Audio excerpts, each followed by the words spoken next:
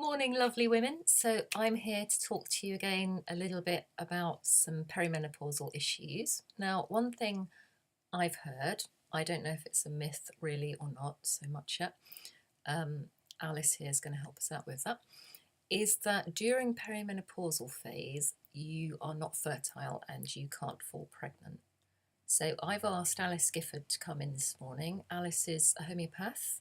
She's a natural family planning teacher, and she's a Weleda healthcare expert. Is that right? Yeah, a wellbeing advisor for Weleda. A wellbeing advisor for Weleda, thank you.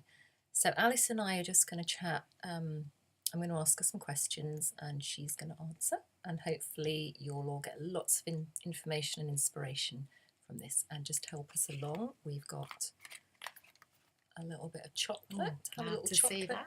break. So, Alice. Yes, Lizzie. Is it true that you can't get pregnant when you're in the perimenopause? No.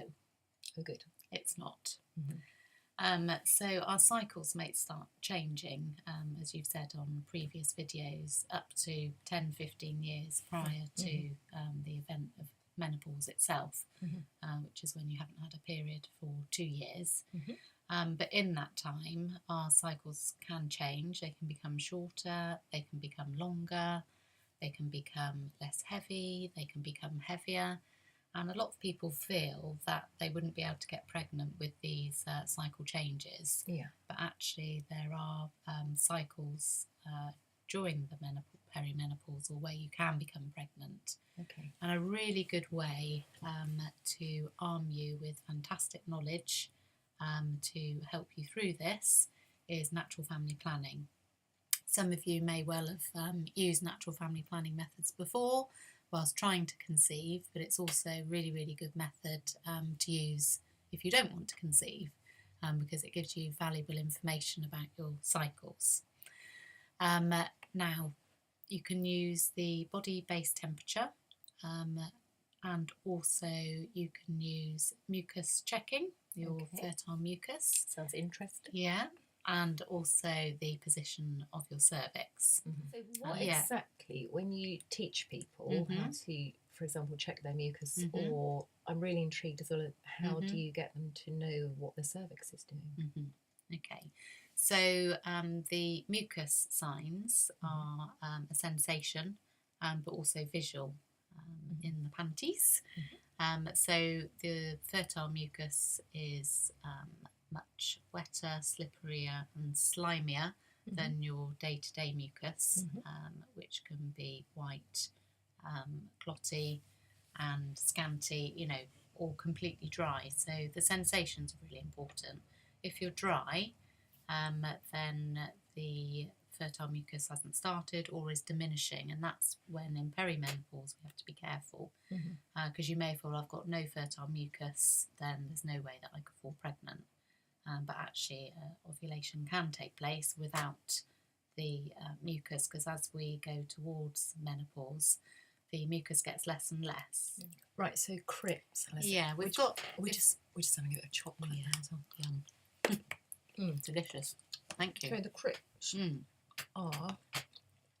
The crypts are in the uterus leading up to, cervix. Cervix. Yeah. The crypts are in the cervix leading up to the uterus, and they're like little bumps, and they actually are what produce the mucus. Okay, so are they, if you see a diagram of the vagina going up to the cervix, are they the sort of little ridge bits that sort of stick out? Okay. Yeah, they are. Okay. And as we go towards menopause, the crypts lower down produce less, but the upper crypts are still producing mucus. Okay. But we might not be aware of it. We might not have the sensation, and we may not see it either. But it still exists, which is why pregnancies can occur when you can't see the fertile mucus. They can still occur. So as the further we go along, that's a less valuable sign, but you may find 1 month that you do have lots of mucus, and that's a big sign that actually your ovaries are still having a final attempt at producing another life. Okay. Yeah. Wow. So that can happen. Right. Hope that explains crypts, ladies. Okay. Carry on, Alice. And the other one was the position of the cervix that you were interested in. Yeah, I'm just wondering whether you have to lay there with a mirror or something. No, you don't have to have a mirror. You can just use your fingers, and you can feel it, so you don't need the mirror at all. Mirror's not necessary.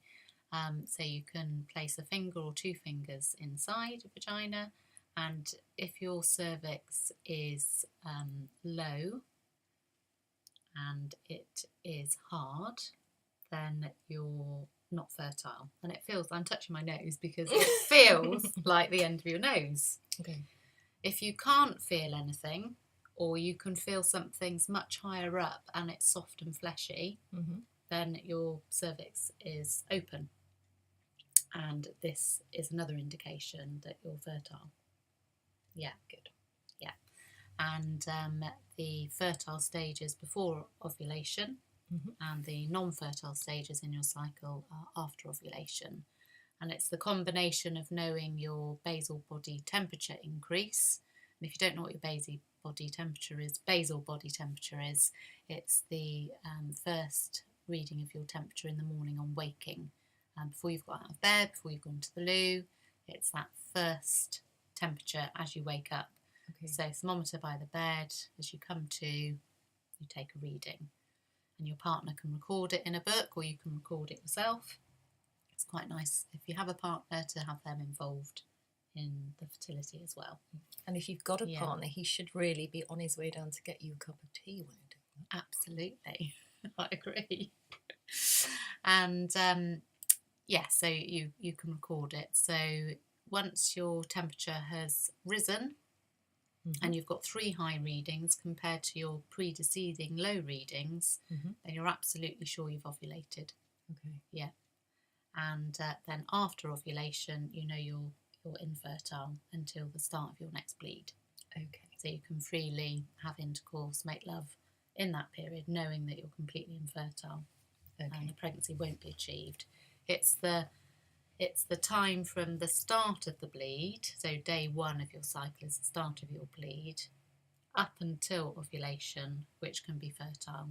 And when you're in perimenopause, that stage can go on and on and on and on and on and on and on and on and on.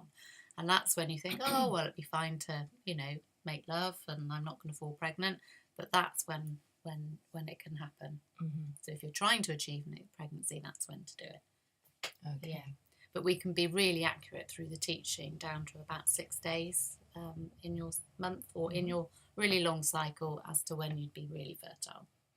Okay. So it's really valuable information. Yeah, that's really helpful. Powerful. Yeah. Thank you. It's okay. A bit more chocolate now. It's delicious. Anything? So I hope that was helpful. You can find Alice at the Remedy Centre. I'm going to put all of her details with this video and also on the Women's Visions and Transitions page. There'll be links to her website and Facebook page. So if you just want to have a chat with her, give Alice a call. Feel free. Make an appointment. And thank you very much for listening. We've really enjoyed being with you, haven't we? Thank you. Yeah, it's been lovely. Yeah. Bye. Bye.